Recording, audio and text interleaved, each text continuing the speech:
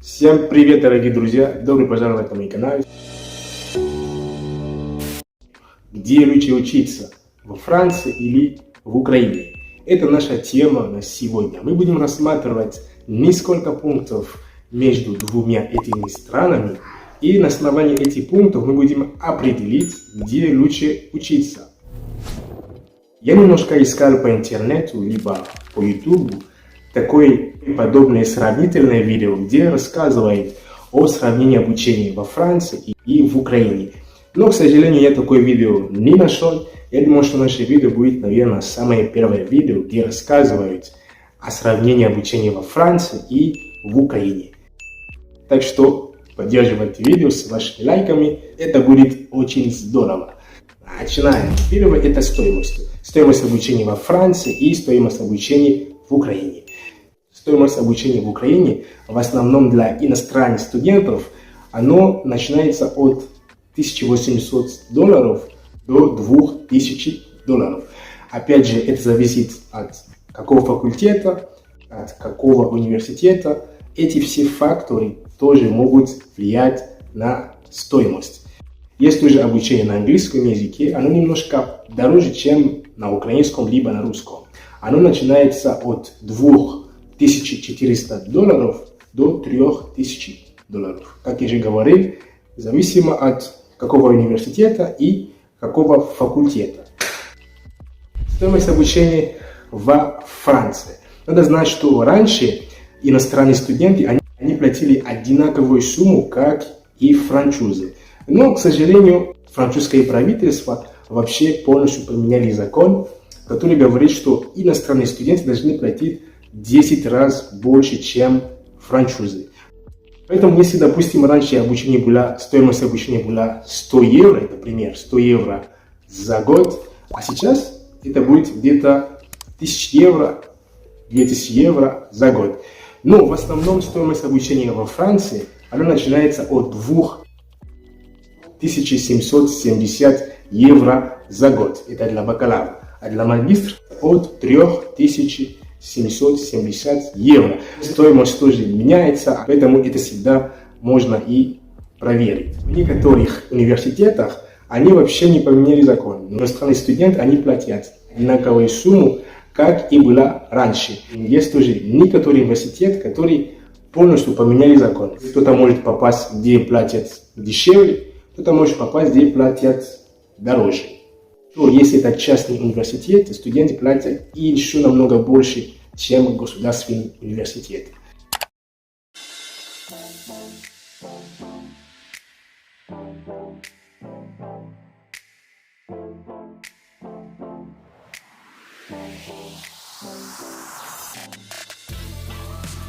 Второе, у нас есть поступление во Франции и поступление в Украине. Поступление в Украине, иностранные студенты, которые приезжают, они приезжают через какое-то агентство, которое сотрудничает с некоторыми университетами, и они могут получить приглашение.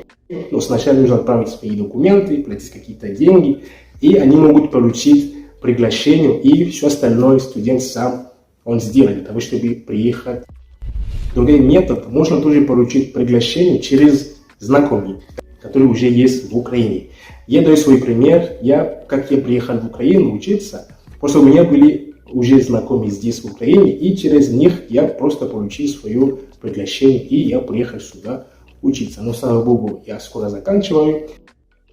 Я сначала был в России, потом я сразу приехал в Украину. Я не знал, в Украине для иностранных студентов, если можно отправить свои документы напрямую в университеты, где можно учиться. Я не знал, если вы знаете такое, пишите мне в комментариях. Поступление во Франции, есть одна организация, которая называется Campus France. Она сотрудничает со многими университетами. Можно тоже через нее поступать во Франции. Можно тоже отправить свои документы сразу напрямую в университеты, где вы хотите учиться. Тут есть небольшой но. Перед тем, как поступать, нужно иметь хотя бы какой-то уровень знаний французского языка. Для этого вам нужно давать тест, который называется DALF. В Украине, наоборот, если вы не знаете язык, можно и здесь учить либо русский язык, либо украинский язык. То есть можно сразу приехать и сразу учить язык на место. Следующий пункт у нас стоимость жилья во Франции и стоимость жилья в Украине для иностранных студентов. Стоимость жилья в Украине есть два варианта. Можно и жить в общежитии, можно и жить в квартире. Но в общежитии обычно иностранные студенты, они платят от 200 либо 300 долларов за год. Конечно же, это зависит от состояния общежития, качества общежития. Если вы хотите, можно тоже жить в квартире, но там можно платить от 200 либо 300 долларов за месяц. И тоже коммунальные услуги. Конечно же, это от вас зависит. Можно меньше платить и больше платить, кому как удобно. Стоимость проживания во Франции для иностранных студентов есть тоже два варианта. Можно жить в общежитии, можно жить в квартире. Но в квартире, когда вы живете в Париже, это намного дороже. Допустим, вы можете платить 500 евро за месяц для небольшую комнату, потому что это столица. Иногда очень сложно найти жилье в Париже. Но если у вас есть деньги, конечно, от вас зависит. Можно тоже жить в общежитии, выбирать недорогой вариант, и можно платить от 240 евро за год. Зависимо от состояния общежития и тоже качества общежития. Можно еще поменьше платить, но это будет только от вас зависеть, когда вы будете на место, и можно и выбирать. Следующее у нас работа для иностранных студентов. В Украине в основном иностранные студенты, они не имеют права работать. Можно работать только при получении разрешения на работу. Но, как вы знаете, закон иногда нарушается. Есть студенты, которые работают и учатся, то есть совмещают учебу с работой. Работа для иностранных студентов во Франции, они имеют право работать в основном, но только не полная занятость. Если потом узнать, что вы просто работали в полная занятость, у вас могут возникать очень большие проблемы. Плюсы в том, что можно работать в неполная занятость и получить достаточно неплохие деньги, а в Украине иногда можно работать допоздна ночью и получить не прямо большие деньги. На основании этих пунктов, где вы считаете лучше учиться? В Украине или во Франции?